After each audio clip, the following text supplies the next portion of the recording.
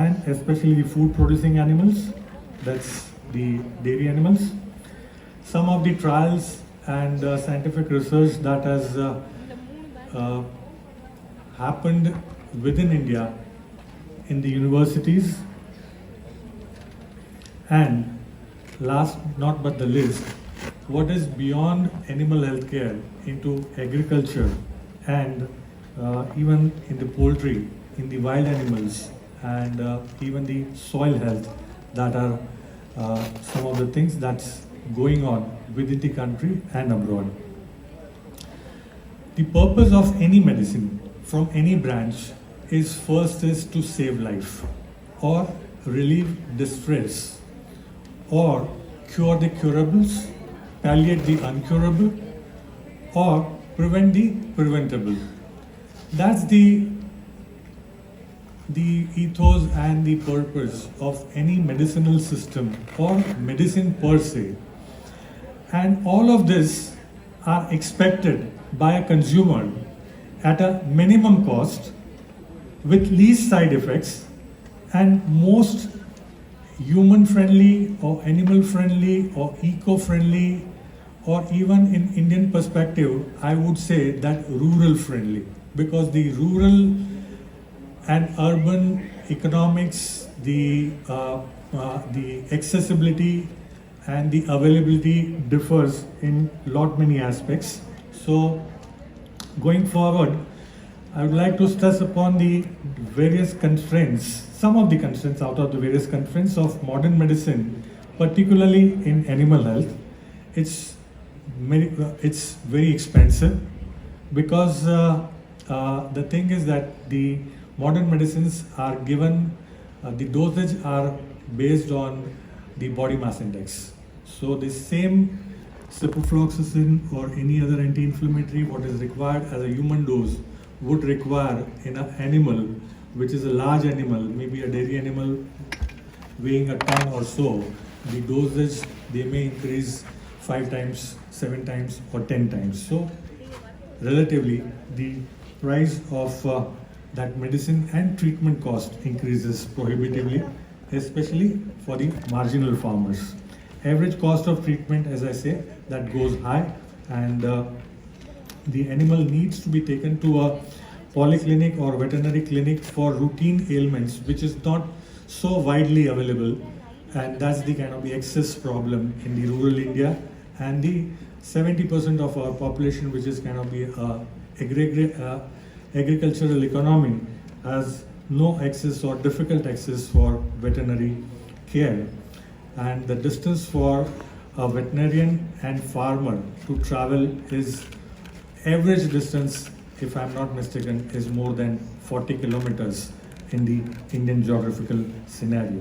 When we talk of dairy animals, the quality of milk and milk product is also affected because of the ignorance of the animal care practices and the owners. And we've seen elaborate session on antibiotic or antimicrobial resistance. So from animal, this is the kind of the one of the largest cause of AMR, not only in India but globally. So what's veterinary homeopathy?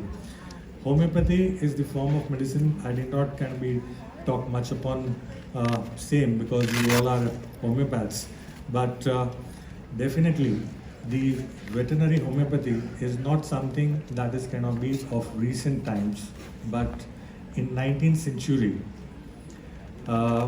veterinary homeopathic products were manufactured and marketed by the pharmacies then.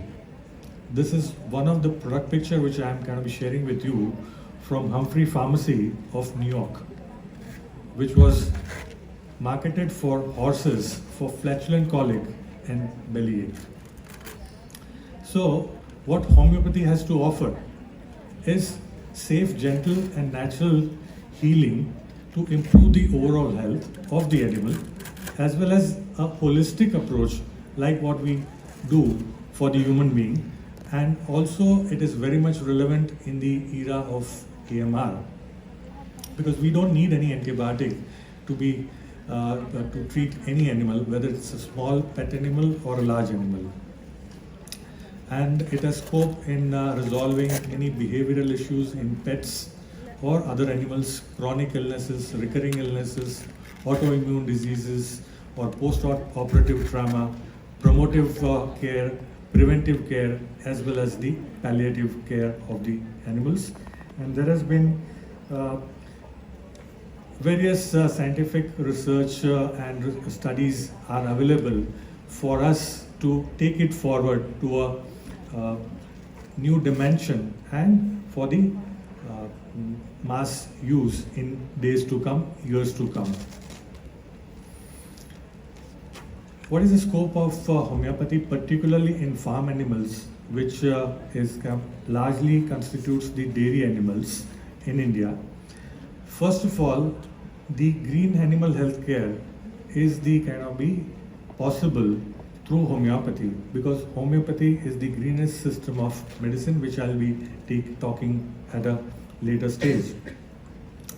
For prevention of foot and mouth disease, various viral infections, the recent one being the lumpy disease, which you may have read in newspapers last year, that almost 500,000 cows across country died of that lumpy disease, which is a viral disease. And homeopathy did a marvelous job in treating lumpy disease and saving thousands and thousands of cows.